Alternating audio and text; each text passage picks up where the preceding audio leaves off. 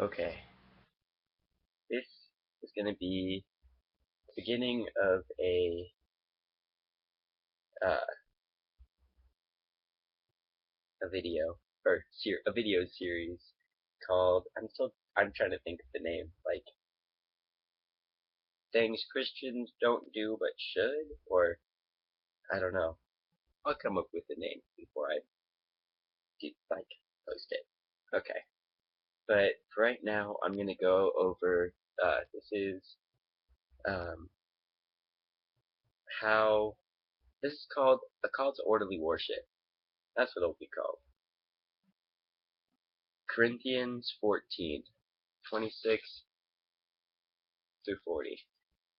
This is something I've never seen in any congregation.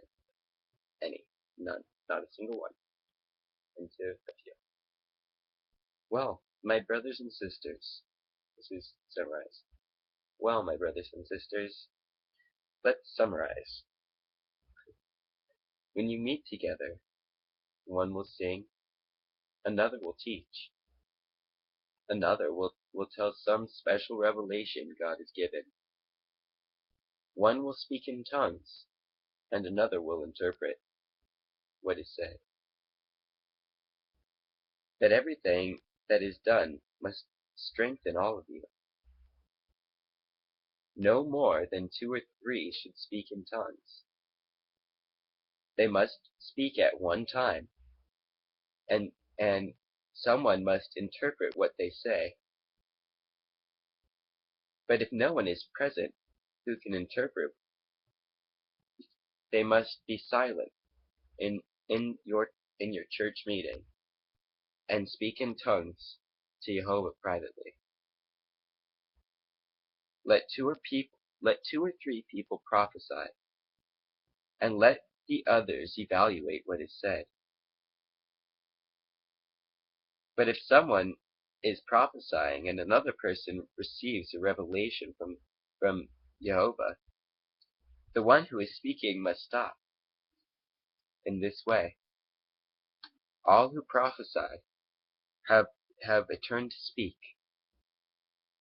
one after the other, so that everyone will learn and be encouraged. Remember that people who prophesy are in control of their spirit and can take turns. For Jehovah is not a God of disorder, but of peace. As in all the meetings of Jehovah's holy people, women should be silent during the church meetings. It is not proper for them to speak. They should be submissive, just as the law says. But if they have any questions, they should ask their husbands at home. For it is improper for a woman to speak in church meetings. Or do you think Jehovah's word originated with you Corinthians? Are you the only ones to whom it was given? If you claim to be a prophet, or think you are spiritual, you should recognize that what I am saying is a command from the Lord himself. But if you do not recognize this, you yourself will not be recognized.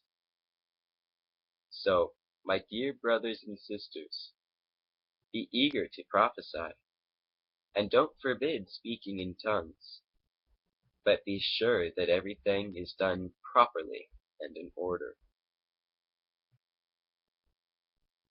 And so, making the video. So, almost done, I think. So, again, that is something I've never seen or expressed in church meetings, except for a sentence at a time. And when prophecy and when speaking in tongues has occurred, I have not seen them done orderly or done to this, like this, as this is said. And may give an example of what prophecy is. So it's in Acts. Let's see if I can find it really quick. Let's go to Acts. It's right after Paul's first mission.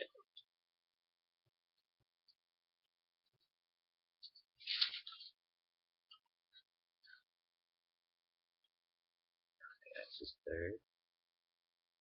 Peter and John before the council. Okay, well, when I'll do another video on this more specifically, but I suggest that you do this for yourself. Is dive into the word and find it. But I believe it's Paul and Timothy, or there Peter. I remember one of the apostles or two of the apostles, something like that. Go to one of the churches, and you'll see this many times, and um, they prophesy, and it says that they prophesied for hours, late into the night, early into the morning, or something like that.